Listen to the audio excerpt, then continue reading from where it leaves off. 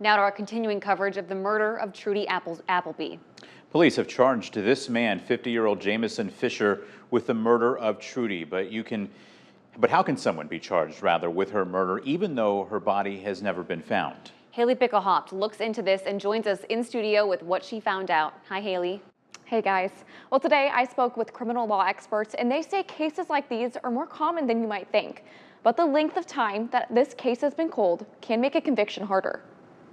There's no such thing as a easy murder prosecution. Doesn't exist. Vince Demore is an attorney at Henning Strategies in Boston. There's two types of evidence. There's direct evidence and circumstantial evidence. He shares a simple analogy of getting your mail in your mailbox. If I'm standing on my porch and I see a mailman come up and deliver and put mail inside the mailbox, that's direct evidence that the mail has been delivered by the mailman.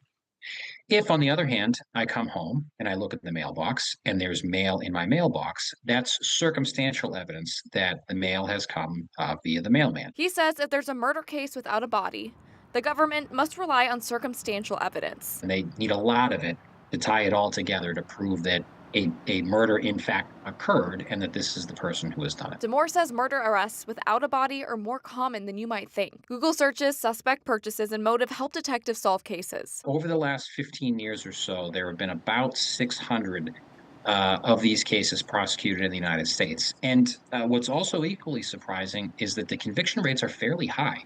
Approaching 90% in those cases. Harold Krent, a law professor at Chicago-Kent College of Law, says DNA is the best kind of evidence in no-body murders. The conviction rate in those cases is surprisingly high, and I think that's because prosecutors don't bring the cases unless they have good evidence. New technology since Trudy's disappearance in 1996, allowing detectives to extract DNA evidence from more materials. But the decades of time causes barriers too. Obviously, records are hard to find after 30 years. Eyewitness testimony becomes less certain with the passage of time. Despite hurdles, both men say this is a case of perspective for law enforcement and the community. You see multiple generations of detectives and prosecutors who stick with these cases and work and try to work them all the way until they cannot be worked anymore.